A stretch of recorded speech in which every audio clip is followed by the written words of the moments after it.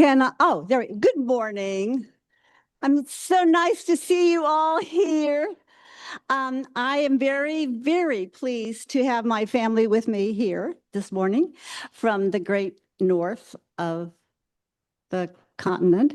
And I just want to tell you that my children went to school and we lived in a small town in California. And my children wanted to have a taste of something different when they went to college. So they went to the Northeast. My son to Connecticut and my daughter to NYU in New York City.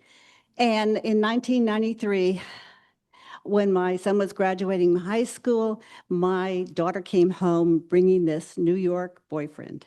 And we just didn't know, it's my little girl, and anyway, it turned out that he and I had so much to talk about because he would talk to me about church and the Bible and religion. And we formed a bond that I really don't share with my other two children quite as strongly.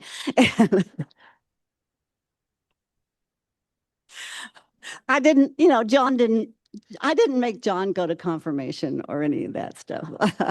Like, so it's my great pleasure to see that the ideas that he's had and talked to me about all these years are now in a book form, and that so many people from across the country have read it. And I'm happy to uh, capitalize on my connection with him by bringing him here today. So, John Fugelsang. Here. I can only get it on this. I only came prepared to talk about Bob Dylan. I'm really sorry. 85 years ago today in Hibbing, Minnesota. No, so okay.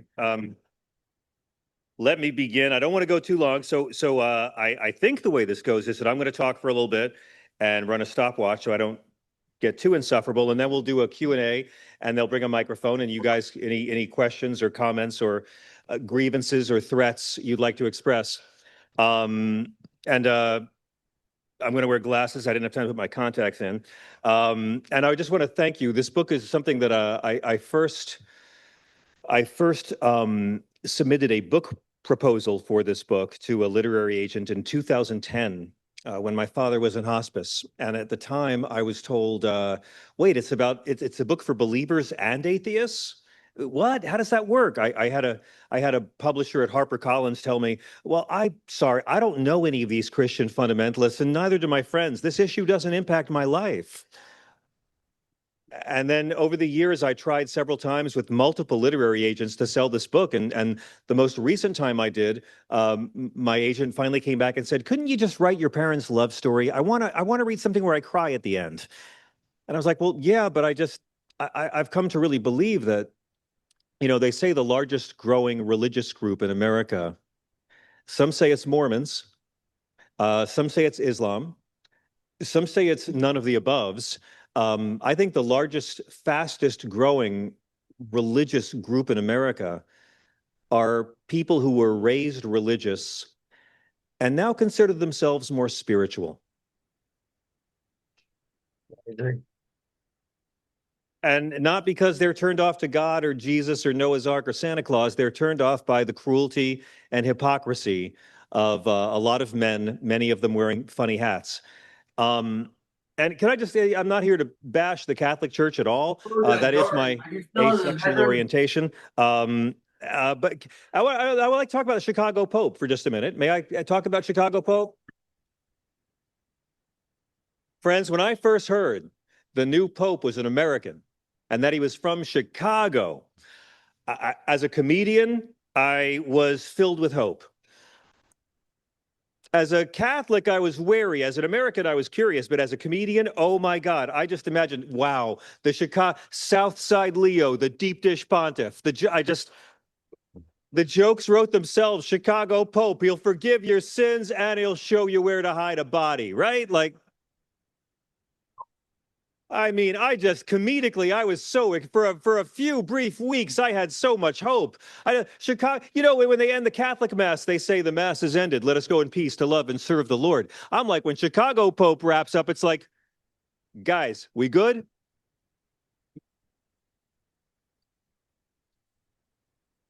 And then he winds up being this rather mild-mannered fellow, picked by the Cardinals, picked by Francis. And no one really knew what to make of Southside Leo. I mean, liberals wanted him to be more liberal. Conservatives were mad because he wasn't more conservative. And most of the world was like, wait, he's an American who speaks more than 2 languages and doesn't own a gun? What? But Chicago Pope has done something we have witnessed this year that baffles, stymies, and infuriates Christian nationalists. He directly quotes Jesus. You might have noticed the Chicago Pope is not talking a lot about abortion or same-sex relationships or birth control or other things Jesus never quite got around to condemning or talking about. This guy quotes Jesus, and that's it. They asked him about the detention center outside Chicago, and he quoted Matthew 25, the judgment of nations. Welcome the stranger. You'll be judged by how you welcome the stranger. He did not attack U.S. policy. He's just saying that's the Christian position, welcome the stranger, because that is Jesus's direct marching order. And you'll notice you'll never see conservative Christians trying to put quotes of Jesus on courthouse walls or classroom walls. 10 Commandments, yeah. Never the Beatitudes, never Matthew 25. And the journalists all went to Mike Johnson, Speaker of the House and America's creepiest youth pastor. And Mike Johnson was just like, well, let me Bible-splain this to you, Pope. And the Pope and Johnson talked about Romans 13, Paul's letter to the Romans, where Paul says, respect the governing authorities and submit to them. They've been put there by God. That is the authoritarian's favorite Bible verse. They'll never quote Jesus, but you will hear Romans 13 all day long. See, Roman Empire loved it. The Confederacy loved it. Hitler loved Romans 13. The British used Romans 13 to discourage colonists from revolution. It has always been the authoritarian's favorite verse. And when Paul said, respect the governing authorities, he wasn't saying drag migrant people out of their cars by their hair and deport them to torture gulags with no due process. Paul was writing a letter to the early Roman church that he was setting up, saying, guys, please behave yourselves. Don't upset the empire. Don't get killed and ruin this church I'm trying to build here. Paul had no way of knowing this would be used by authoritarians to sanction cruelty and used for over 1,000 years to tell Christians that they have to obey authority even when it's unjust. So the media is making a lot about this fight, Trump versus the Pope and Mike Johnson and J.D. Vance versus the Pope. I don't think it's the right framing. I don't think Pope Leo is fighting them. I think he's showing all of us how to very calmly, with no anger, no visible outrage, how to delegitimize them, how to expose these fake Christian frauds, not by hating them. War begins. Pope Leo steps up to a microphone, and what did he do? Did he attack Trump by name? No. Pope Leo gave what is a greatest hits of Jesus's teachings, right? Blessed are the peacemakers. Love your enemies. Put away your sword, for all who live by the sword die by the sword. Jesus's last words to his friends. If ever there's a time when violence is okay, it's now, right? Pope just quotes Jesus, basic stuff. Christianity 101, right? Like, wash your hands. Don't eat the silica gel. It's very basic stuff. And so the White House becomes outraged, and comb over Caligula, our president, becomes outraged that this Pope is criticizing his war, which is amazing because historically, friends, popes have done a lot of really bad things in history. A lot of popes did a lot of evil things. Not being pro-war enough is not generally one of the things we criticize popes for being. So Easter comes 50 days ago, and y'all remember what happened. This president threatened to wipe out an entire civilization. I thought Easter was about bringing people back from the dead, not sending thousands to it. But they go to the Pope, and he just quotes Jesus. Put away your sword. And Mike Johnson said, well, this Pope waded into politics. Right, because famously, Jesus never talked about politics. Yeah, I don't know if you know, Jesus never talked about violence or power or empire. Jesus kept it light, like a TED Talk on carpentry, really light stuff. Couple of TikToks, he avoided politics, right? I mean, Right-wing Christianity has waded into politics to support slavery, to deny women the vote, to support segregation, to invade Iraq, to take away abortion rights from women, which the Bible never calls for, but the Pope needs to stay out of politics. And then Trump pulled out his bizarre, you remember the AI Jesus art where that mescaline hallucination at the NASCAR halftime show thing he put out. I mean, what was that? God, we have clergy here. What was that? With like the tunic and the lights coming out of his hands, and the hospital. He's healing one of the Oak Ridge boys, I think, and there's all these white people praying at his feet, and the use of messianic imagery to sanctify political power and war is nothing new. Every authoritarian movement of the 20th century eventually wrapped itself in God and the flag. This is how political and religious rulers signal to their gullible followers that power is not just political, it's divine. Pictures, churchy talk, sacred sounding words like sacred, but not the actual teachings of Jesus. That's how they did the Holocaust. That's how they did slavery. Wrap it up in churchy language. This picture was a man who sells gold sneakers playing a man who told the rich to give everything away. A man obsessed with power playing a man who rejected it. And can I just say, being mad that a pope won't endorse your war is like being mad that your doctor won't endorse your cocaine habit. They're not supposed to sign off on that. But what the media missed was that the Pope showed us something essential about Christian nationalists. They weren't arguing with the Pope. He didn't give his own opinions. They were arguing with Jesus. And that's what we talked about before. You can make these people, if you find yourselves having to debate them. I don't recommend trying to win or trying to own them. I recommend make them argue with God. Leo got them to show the only thing Christian nationalists hate more than the Bill of Rights is the Jesus parts of the Bible. Because they don't follow Jesus, they use him.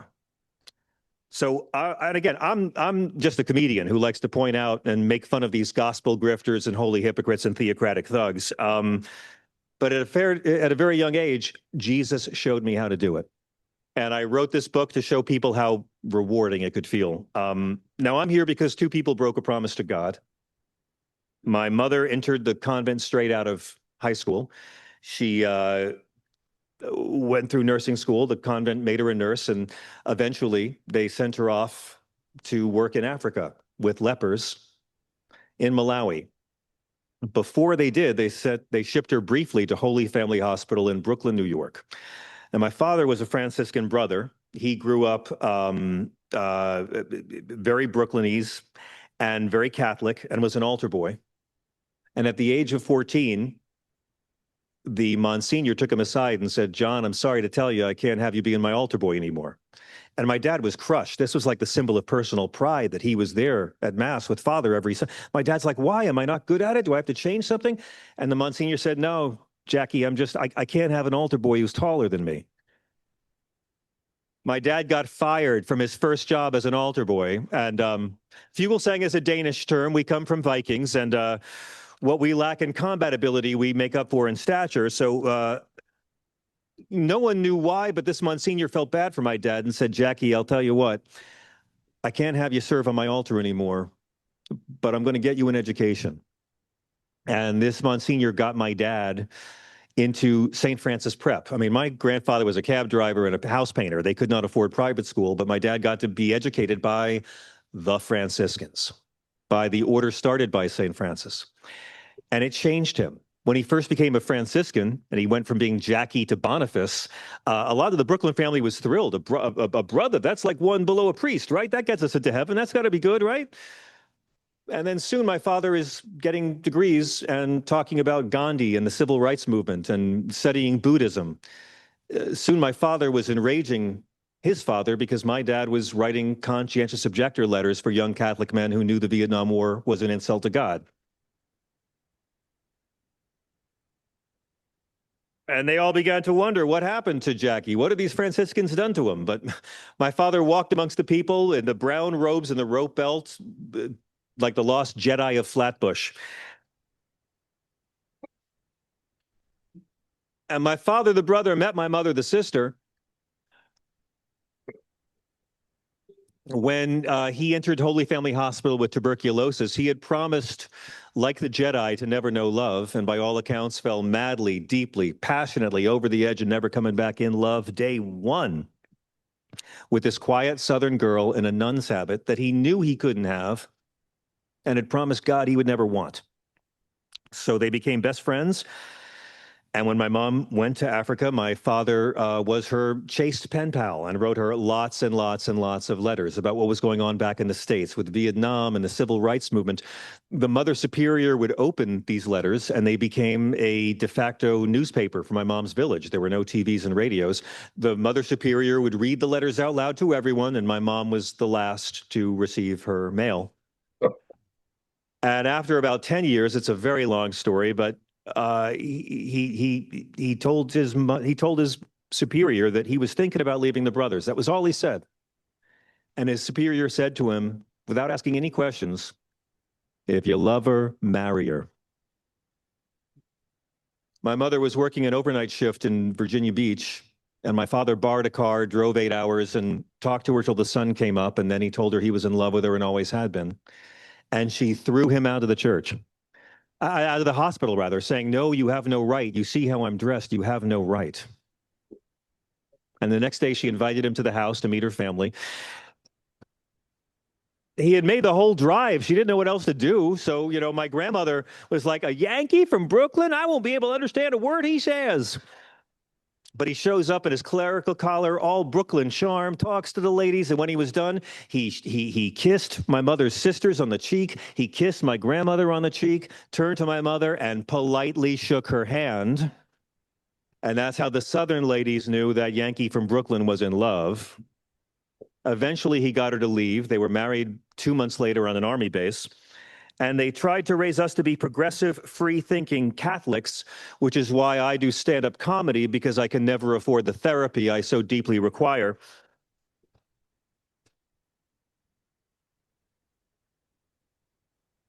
And I grew up admiring Jesus the way I admired Elvis. I love the guy, but a lot of the fan clubs terrify me. But when I was very small, my dad pulled me out of bed one night. I didn't understand why. My mother was working and I was asleep, and my dad was a principal. He wasn't the type to let you stay up, but he pulled me out of bed, dragged me to his bedroom. I thought he's going to let me watch Battlestar Galactica and stay up late, but instead he wanted me to watch the late rebroadcast of the news to see Jimmy Carter signing the Camp David peace accord between Menachem Begin and Anwar Sadat. My father could not believe that an American Christian had helped bring peace to one corner of the Middle East, and he wanted his kid there to witness a Christian, a Muslim, and a Jew embracing in nonviolence and fellowship.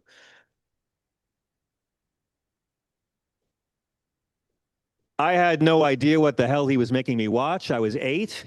Moshe Dayan had an eye patch, which was cool, I guess, but I saw in my father's face how important this was to him, and I could tell the moment mattered because of his face. To him, this was everything Christianity and America could and should be. And I then grew up in a world where the TVs showed us a very different kind of Christianity. If you grew up in the 80s or 90s or even sooner, you know it was a regular diet of fundamentalists like Jerry Falwell, Jimmy Swaggart, Pat Robertson, who would come on and talk about adherence to man-made rules on regulations, but always disregarding the messages of love. These fundamentalists on my TV didn't talk about helping the poor. They didn't talk about welcoming the stranger. They talked about welfare queens and greedy poor people and gay people and feminists and a lot of other groups that Jesus never condemns. And that's fundamentalists. They don't like the teachings of Jesus. They're here to worship him, not listen to him. They're into hierarchy. They're all about the patriarchy, and they always prop up the oligarchy. These men never attacked the evils of racism, but they attacked anti-racism protests and policies, which we see to this day. Trump Christianity is defined by being a lot more offended by Colin Kaepernick's knee than by Derek Chauvin's knee.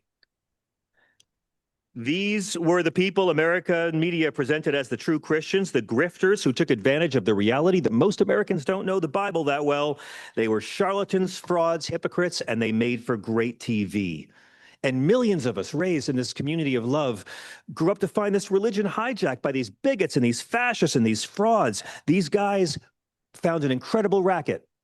After civil rights succeeded and segregation failed, and Jerry Falwell was a segregationist, opened up whites-only schools, supported South African apartheid.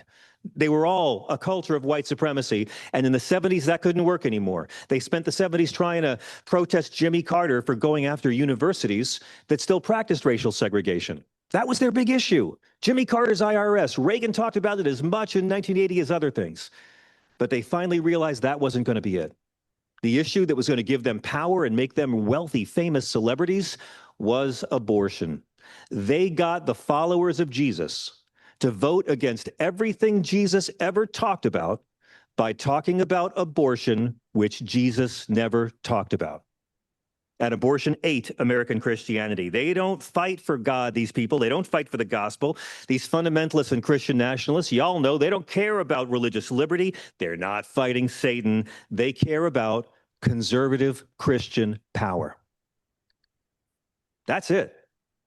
God likes us better, so we should control things. That's colonialism. That's doctrine of discovery. That's Nazis. That's what they're trying to do here.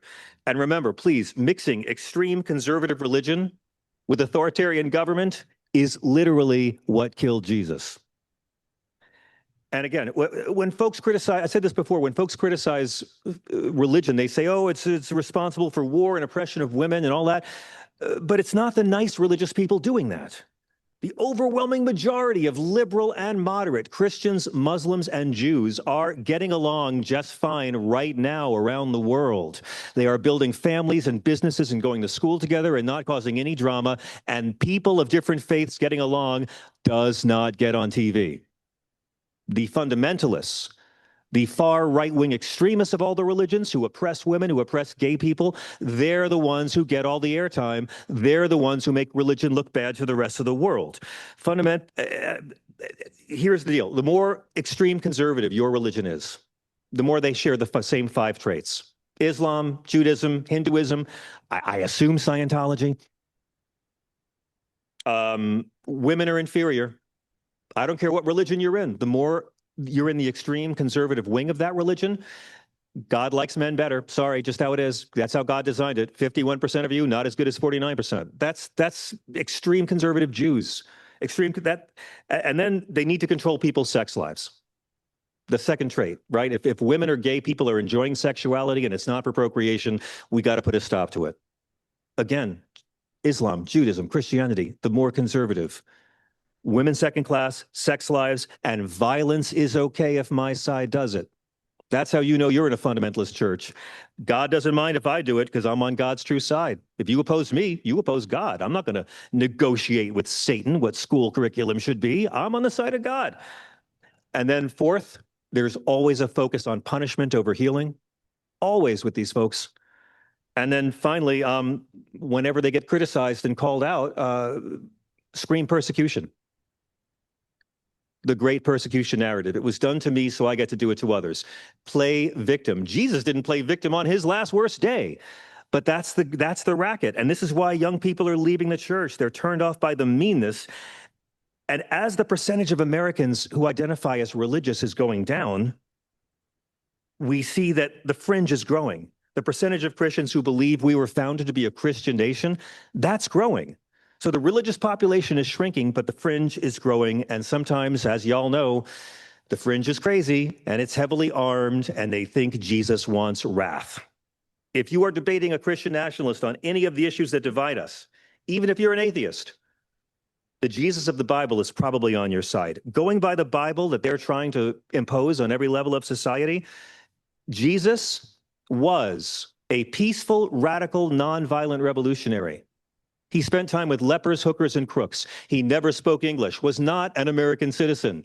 He was anti-capitalism, anti-wealth, completely anti-death penalty, anti-public prayer to be seen, Matthew 6:5, but never anti-gay, never mentioned abortion, never said the poor are lazy, never said torture is okay sometimes, never asked a leper for a copay before healing him. And he was a long-haired, brown-skinned, that's in Revelation, brown-skinned, homeless, community organizing, anti-slut shaming, unarmed, Palestinian liberal Jew.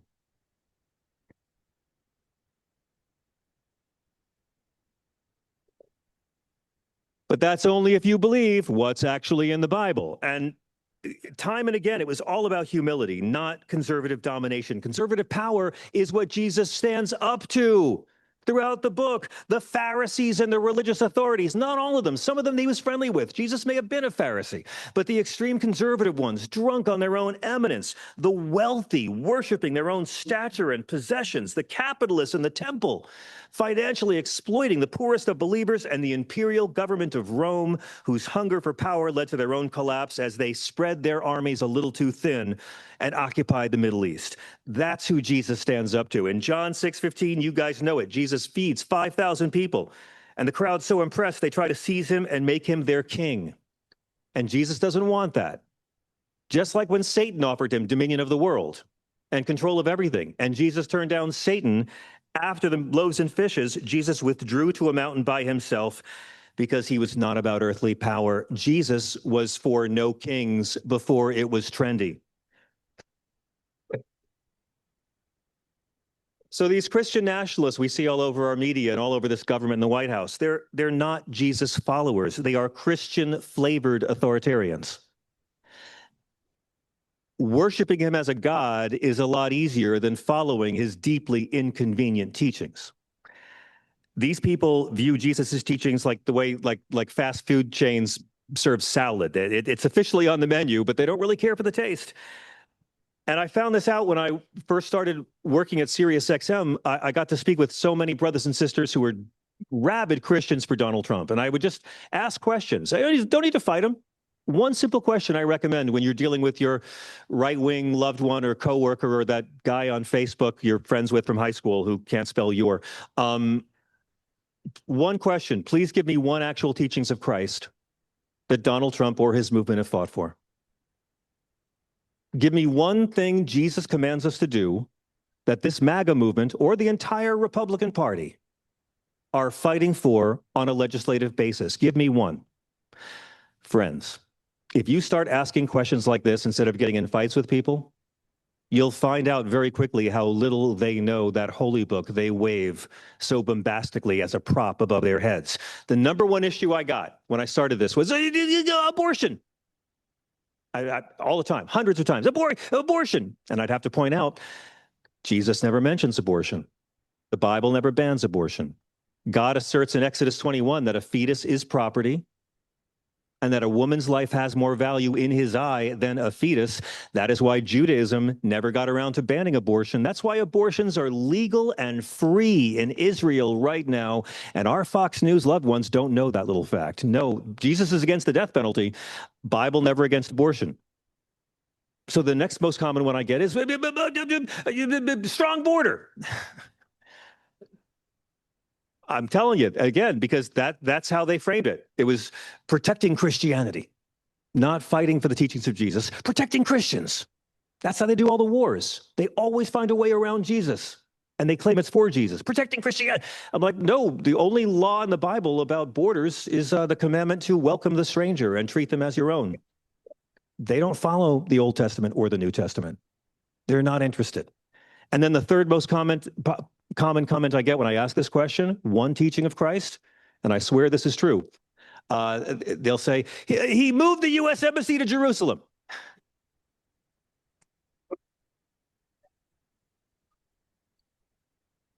And then I have to explain very calmly that at no point in the year 33 AD does Jesus mention the United States or where he'd like our embassy to be 2,000 years in the future. It's not there. They haven't read the book. And so how do we fight back? Well, I think the number one way to do it is to name it and call it out.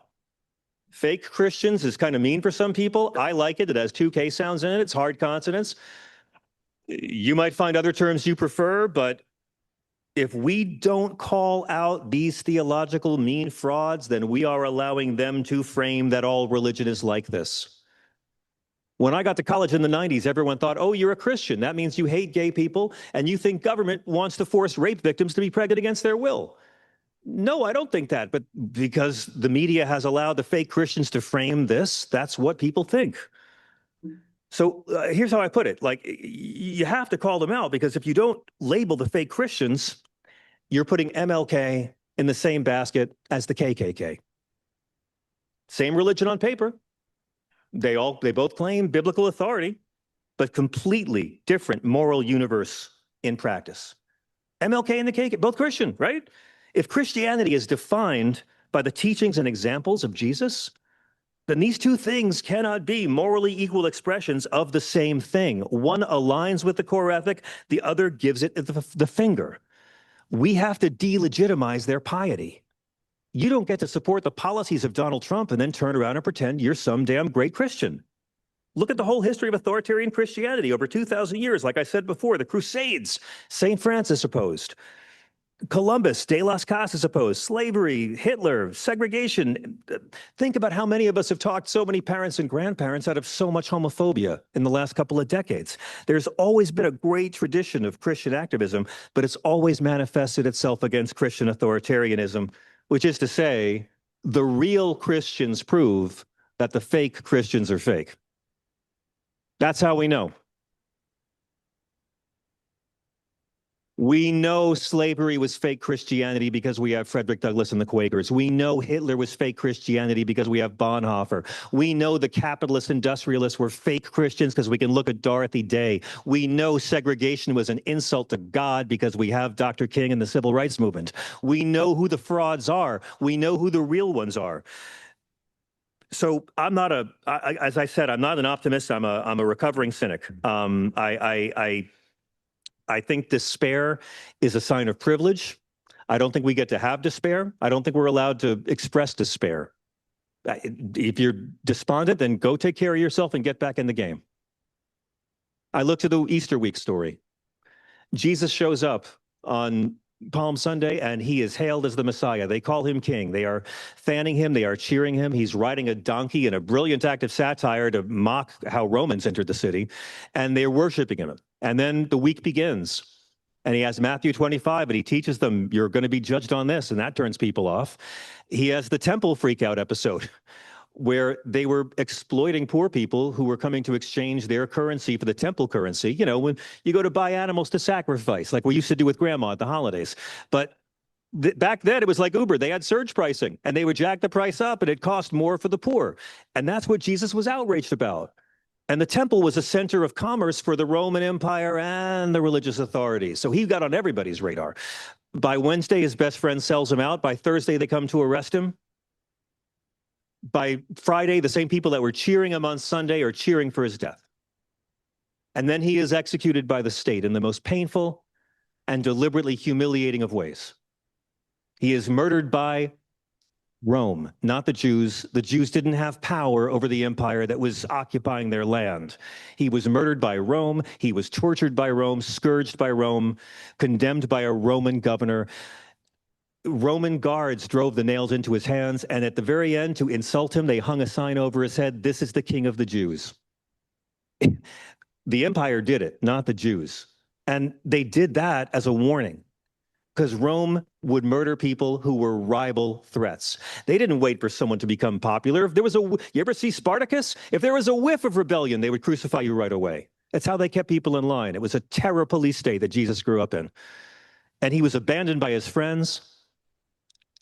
And I always say the death of Jesus was a lot like a game of blackjack. When the hand came down, the Romans hit, Jesus stood, Judas doubled his bet, and the apostles just split. Everyone killed Jesus. The cops, the soldiers, his friends, the Jews, the Romans, the pagans, everyone killed him, and he comes back and forgives everybody. That's the story. And that's what Easter is, in a time of humiliation, a time of strife, a time of loss. I mean, the Easter story, it's not just about things going bad. It's about the entire movement destroyed, everything the apostles believed in. It is complete apocalypse and humiliation. And that's the whole message of it. It's not that Christianity magically makes things better. It's that Jesus comes back and we're given another chance. That's what I love about the Bible. That's the theme. Chaos and order, right? God has order, man throws it into chaos. So you got the Garden of Eden story, and they disobey and throws it into chaos, but God forgives, and mankind's given another chance. Humans become so defiled, God decides to drown everybody one day with a flood, including all the fetuses and pregnant ladies, folks. And God kills off almost all the earth, but he gives us another chance. God comes to earth in human form and tells us to love, and we beat him up and kill him, and he still gives us another chance. That's the story of Easter. Suffering, humiliation, death, and rebirth. And no guarantee that it's ever going to get better, but a promise that we have a chance to be the ones who try to make it better. And so before I get too preachy, I just want to wrap by saying, if this is educational, I get a grant. So this whole book is designed to have different teachings and different arguments you can have with your loved ones. And I'd like to just close by sharing one of my favorites. And this is for the folks in your life who think that believing in a talking snake is an important part of following Jesus. And when I was a kid, I would get so angry. I'd be like, but talking snake has nothing to do with Jesus. But Adam and Eve, the people who wrote that, didn't take it literally. It's not meant to be taken literally. What does the teachings of Christ have to do with believing in a talking snake and that women have painful childbirth because Eve believed the talking snake? I got so worked up all the time as a child over this. It's actually very easy. You just got to ask questions. You don't need to fight these people. And so when you have your uncle racist and Aunt Dead Inside come over, and they're all talking about the Genesis and woman punishment and all the stuff that they need to believe in, I recommend saying, well, which Genesis are we talking about? Because there's two Genesis narratives. In the first one, God makes man and woman equally. Oh, yes, he does, in the image of God. In Genesis chapter 2, it's a different book. In that one, God makes man first. And man's all by himself, and God gives him the big butch job of naming all the animals. And Adam's naming all the animals, and then in this process realizes that he can't find anyone to be a suitable mate for him. And as a child, that line terrified me. Adam can't find an animal to be a suitable mate for him? What were these auditions like? My God. Adam's like trying out hyenas and squirrels, and like, who got the rose in this ceremony exactly? So as the story goes, Adam goes to sleep, and God takes his rib and fashions it into Eve. So ask your uncle, which one's real? They can't both be true. Genesis chapter 1, man and woman are equal. Genesis chapter 2, the man comes first. They're always going to choose man came first. They have to believe that women give life, but guys did it first. And your uncle will say to you, I believe that God created man, and then God took his rib and turned that into the first ever woman, Eve. And that's when you come back and say in front of everybody at the Thanksgiving dinner, oh, so what you're telling the rest of us is you believe the first ever woman in all of history transitioned from a man.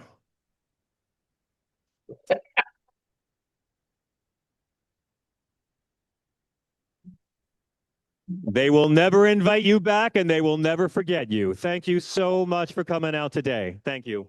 So. He's good. He's good. He's very good. So I think we're doing a Q&A, right? Is that it? Who's in charge here? Who's?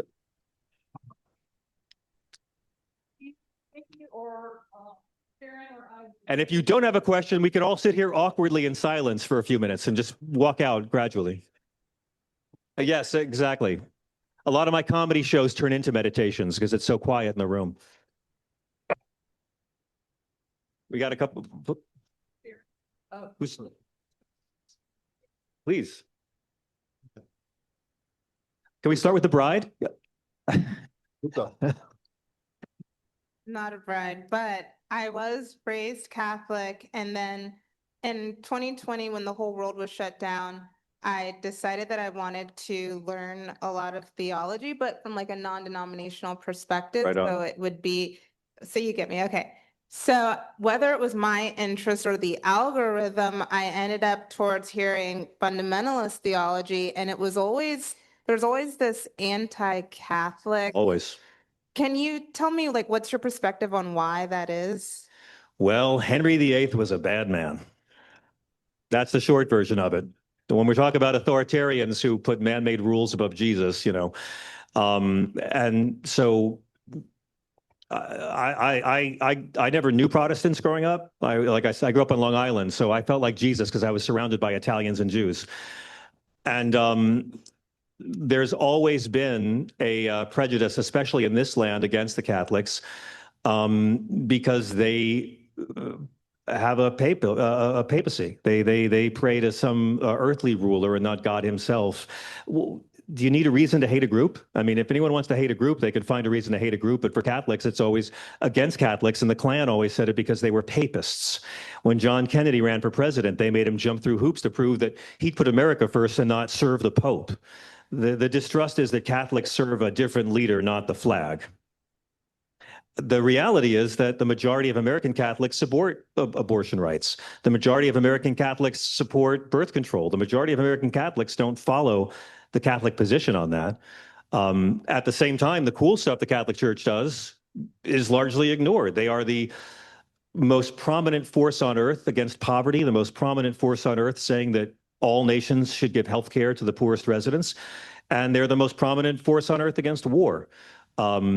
It's been interesting having two popes in a row who have really tried to move the church away from the sex hangups and bring it back to the actual teachings of Jesus. The way this guy stood up for migrants, the way these people have called out racism and cruelty, it's just been astonishing. Like, because I grew up Catholic. I learned down south you have the conservative pastors, and up north you have the liberal ones. And I realized, oh, it's a business model. They send the liberal priests to the liberal towns, so those people will give more money, and the conservative priests to those. So I see this Pope coming out and saying, I don't care what you think, you can't punish these migrants. God doesn't give a damn about the invisible lines we make in the ground to separate our tribes. Either you follow Jesus or you don't. And I'm like, this guy's threatening the Vatican's bottom line. There's Catholics who are not going to donate because they're so mad. I've never seen a Pope not treat it like a business before. And that's how I know I can trust him a bit, because he's willing to hurt the profits of the Almighty Catholic Church. But I think you did the right thing, because sometimes, I say it in the book, sometimes the most spiritual thing you can do is change your religious beliefs and move on. And many times, and I'm sure a lot of folks who found themselves here had the experience of God or the universe of your soul telling you it's time to move on from this particular church. And that's a really, really healthy sign that you're just growing and ready to find new community. Me too. Yeah, I feel terrible guilt about everything I just said.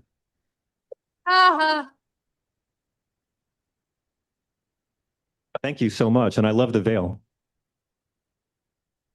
You look like a painting.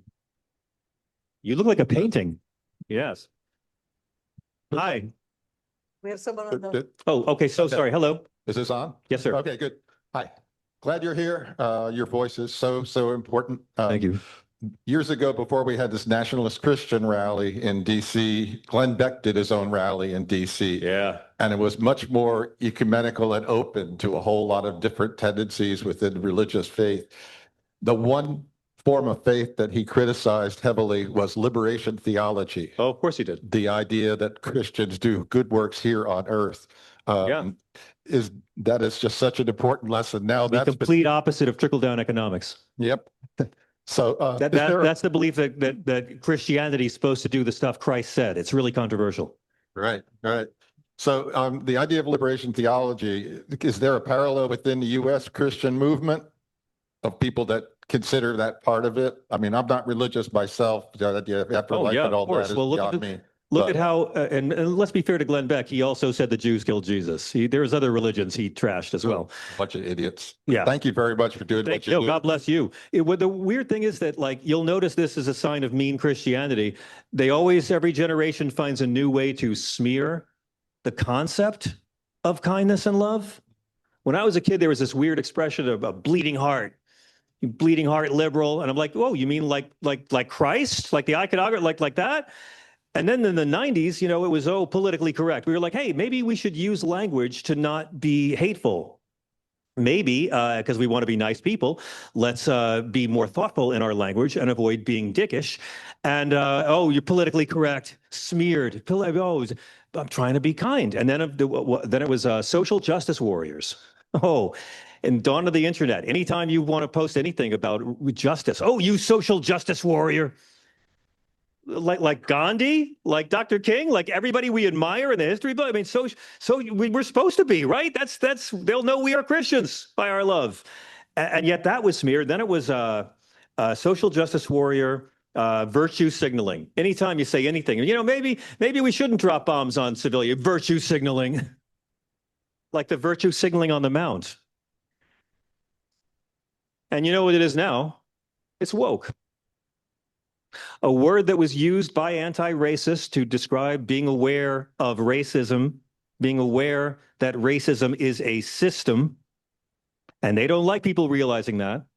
So racists have now taken an anti-racist term and weaponized it to smear anti-racism. At this point, woke is, I mean, in some comedic capacities, you can get away with it, but generally it's a calling card for someone who is, again, more outraged about Colin Kaepernick's knee than Derek Chauvin's knee. They don't call themselves white supremacists. They don't announce themselves that way anymore. They've learned to package it. It's still about superiority, and it's what we're all up against. And it's more deadly now because they're not hiding behind. Sorry, they're not hiding behind burning crosses. They're not hiding, the Voting Rights Act, what they just did. Like, that's okay. It's so insidious. This is what racism looks like now. They're not taking away the black vote. Black folks in Tennessee can still vote.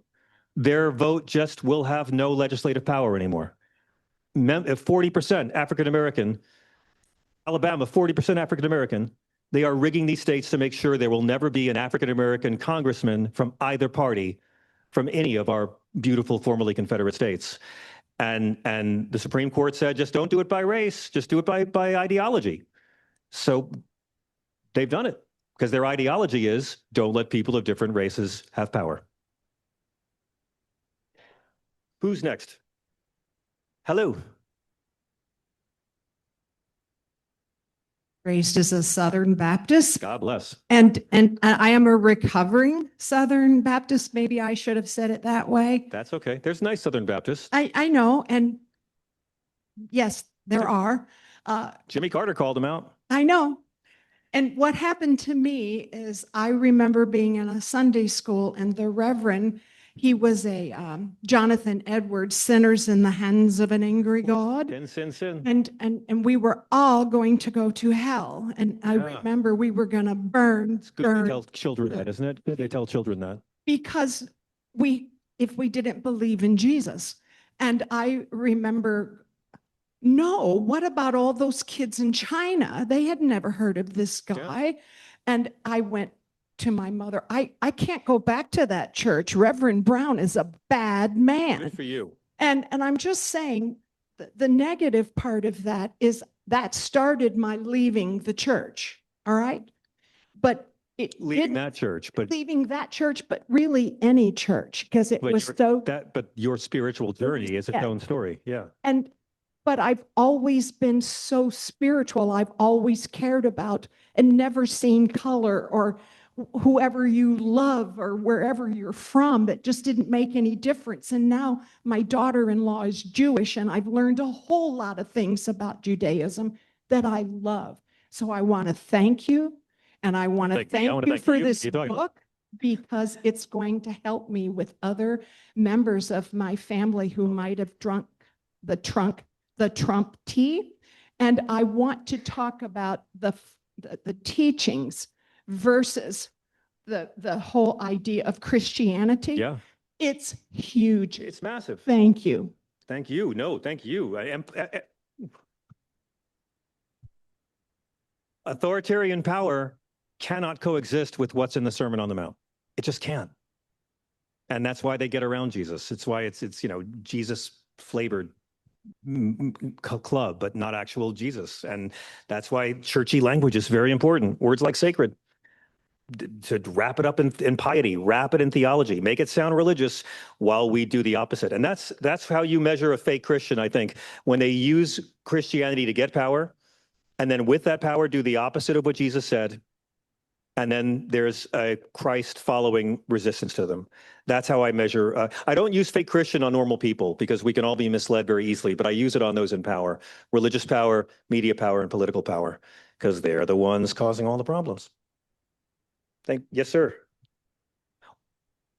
One over there. Who's, Hey, that's me. Right. hi. Hi. Okay. So hopefully this makes sense, but my question is like, how do you make sense of the Bible? Because I feel like maybe other people as well grew up like being told some of the things like you said, like this is the holy text and it's like you have to believe it literally. Yeah, all of it. Yeah. Right. And then, but then later you start to hear, okay, it's just stories. Yeah. And you But- want to be a good kid, so you don't want to listen to that because you were taught being a good person means believing all of this as literal fact. And it's just very confusing now having kids of my own and wanting them to believe in Jesus's teachings, but how just like simply explain the Bible when it's Yeah. so, it's like you said, used to hurt so many people. Yeah. And there's That's part of the there's lesson. truth in it. There's Jesus, and then there's just stories, and then there's weird books about like just numbers, and there's so Oh, many yeah. weird stories. And My favorite yet- is the 43 she bears who the two she bears who maul 43 kids. That's one of my favorite passages. I have like 2 pages on how that traumatized me as a child because I have to believe this. The Bible is not the word of God. The Bible is a collection of books by men about God. Christians, as I said, aren't supposed to follow the Bible. They're supposed to follow Christ. So the Bible is the world where Christ was born into. And this can be done in a way that never has to disparage Judaism at all, because I will be the first to say that Judaism's come a long way in 2,000 years as well. For all the oppression of women of Jesus's time, Israel had a female leader long before us. I mean, the homophobia of Jesus's time, Israel had gay people serving him as giving partner benefits. So they've come a long way too. And my grievance is never with religion. It's with the authoritarian wings of all religions. I get that all the time. Why don't you go after Islam? I'm like, why do you want me to go after Islam? Like this guy, why don't you ever go after Islam? You go after Christians all the time. I don't go after Christians. I go after hypocrites. And I go after the fundamentalist members of all religions because they're the ones causing all the problems. But and as someone who's raising a kid as well, I think you raise them with all those stories and you let them know that there's stories, and we don't know if it's true or not, but there's not a lot. Here's what I would say. There's a lot of truth in the Bible. Not necessarily a lot of facts, but a lot of truth. But what matters is that we follow Jesus and that we believe in his teachings about how we're supposed to treat each other. That was the foundation of the whole religion. So for me, I don't care if my kid doesn't believe in the virgin birth. I don't care if my kid doesn't believe that Jonah was swallowed. It ain't necessarily so, correct? Can we hear it for the band one more time too, please?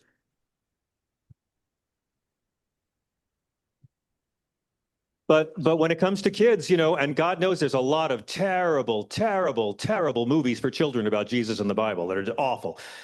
These Christian movies, thou shalt not suck, right? Ooh.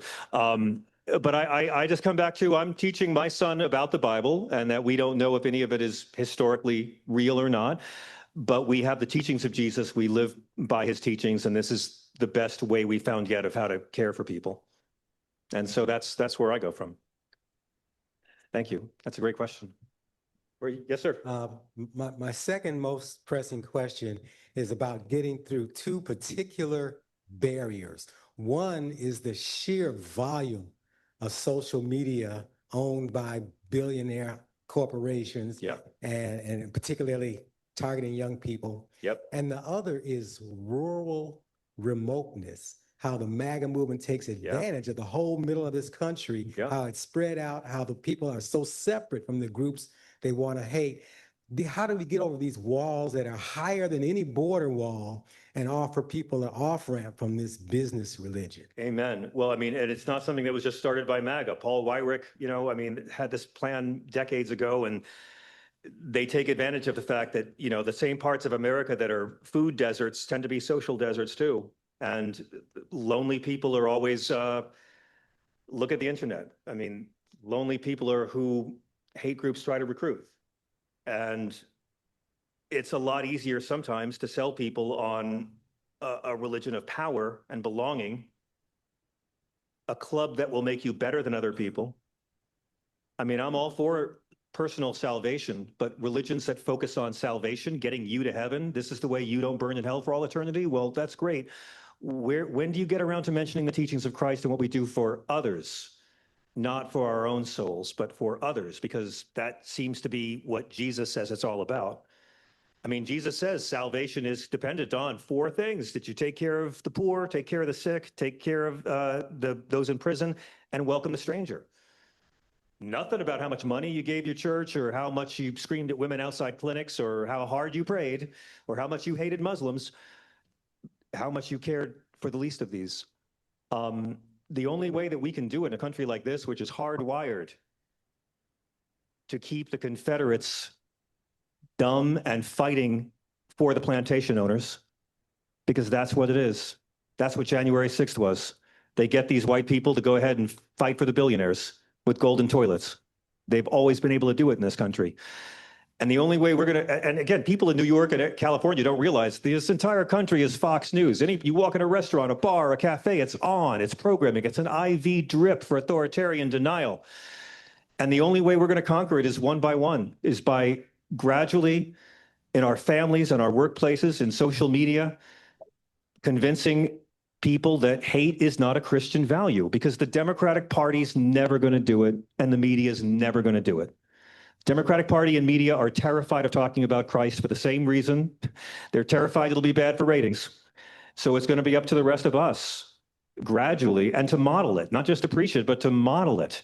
Make someone else feel less alone. And if you're so overwhelmed with how awful things are, then find someone who's more overwhelmed than you and be strong for them. Because the only way we can do this is by modeling it. We can't preach our way into a decent society. We can show people how to do it, and we can do it ourselves and let other people see our example. And that's something I try to do all the time. I don't ever pretend to be a good Christian, but I know a lot of good Christians. And it's not our responsibility to save everyone, and we can't hate them back. But we have to make noise, and we have to be bigger than them. And the biggest part about it is reframing what Christianity is, and not being afraid to call out the counterfeit Christian frauds, because we have to. Otherwise, they're going to keep on reframing the whole religion.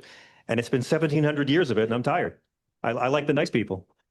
I hope that's a good answer. Thank you. So we have time for about 3 more questions. Helen, Wayne, and Peggy. And of We hear you. We hear you. following along that trend, one of the reasons why I left a formal religion as a youth was that missionary work, that they have to go save people on other islands. And I was like, Yeah. well, if the Bible wasn't there, how would somebody find God? Yeah. How do you identify with the phrase that only through, I don't even know the right phrase for it, but by faith alone, or to be born again is the only way to get to heaven? Yeah. Did Jesus ever say that? I mean, when he said it, he said it to first century Jews to say, I'm bringing a new covenant, and it's a whole new religion. And it's two different things to talk about being born again and to talk about imposing Christianity on indigenous peoples, because that's what the doctrine of discovery did. They created this permission structure that enabled the transatlantic slave trade by telling people like Columbus, just put up a lot of crosses and convert them.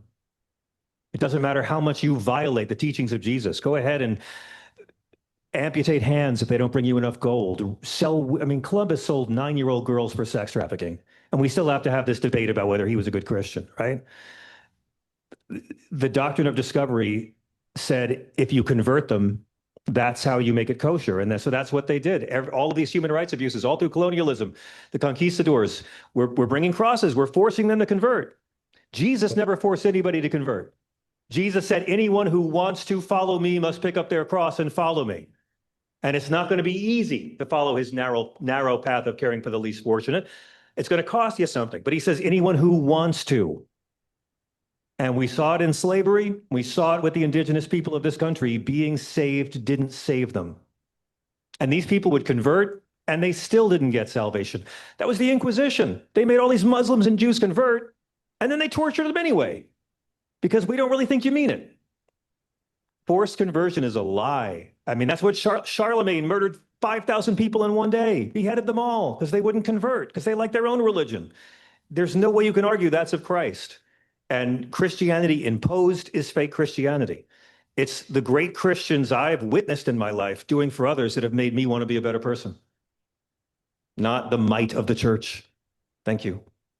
My next book is all about this, by the way. I get really worked up on it. Yes, sir. We're planning the next book. Yes. And also, what do you do stand up? Yes, I do. So that's what you're doing now then.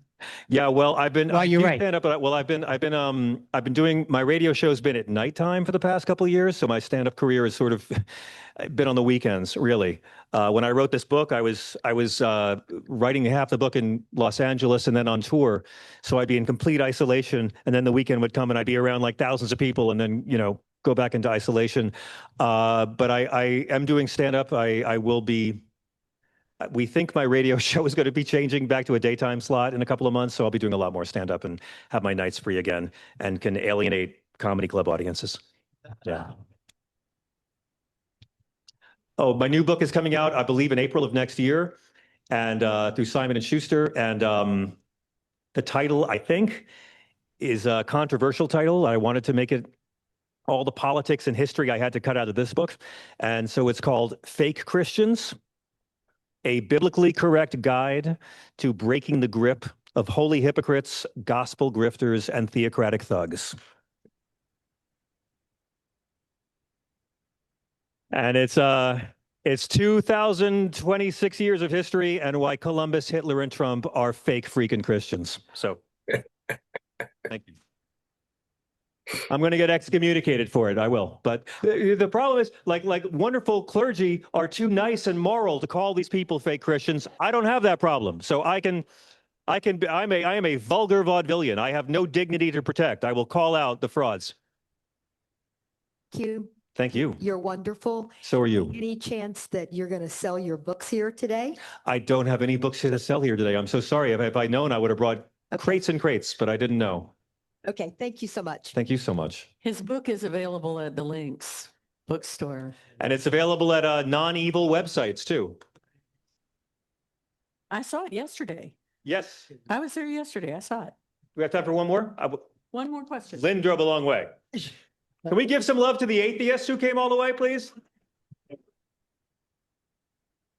John, I just have one thing to disagree with you on. I've listened to you for 20 years. You are the finest Christian I have. No. You got to get out more. No, dude. Your parents raised you right. I'm not even in the top 100 Christians in this room, but thank you. And this guy does stand up. That's killer. Thank you. Oh, that was it. Thank God you spoke. Great.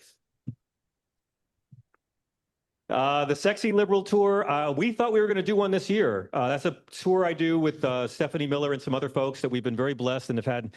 God, Rob Reiner did about 10 of those shows with us, and Lily Tomlin has joined us, and Joy Reid, and oh my God, I mean, everyone. Margaret Cho, we've had Adam Schiff has done a few, Mark Hamill's done a few.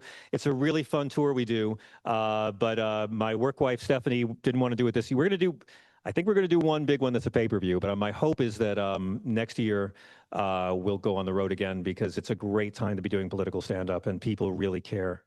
And it, right? Okay, I'll work on it. But it's going to be an amazing 2 years. I mean, once these midterms are over, it's going to be just as incredible. And it's just, we need to have smart, calm, moral people out there to balance out all the crazy we're going to see. And as our MAGA brothers and sisters realize more and more every day that they have been hoodwinked, bamboozled, and led astray, and I have them calling me every night, and we have to resist the urge to say, whoa, now you know? Really? I want to do it, although I can't be with Trump anymore after this Easter picture. I'm like, 10 years having cops beaten for a lie, that was okay, but this is I'm like, what do you watch, like 3 Star Wars movies, and in the end of Return of the Jedi, that's when you realize Darth Vader's the bad guy? Really? And we can't be that way, because spiritual growth of others is not to be met by smug liberal I told you so's. We got to be grateful and graceful and just say, I'm sorry you got defrauded by this guy, and I'm still sorry you were defrauded by Bush and Cheney too.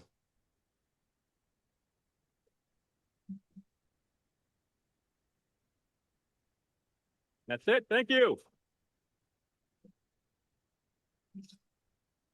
Thank you all so much for coming. I'm so honored. Thanks everyone here at the church, and thanks my mother-in-law.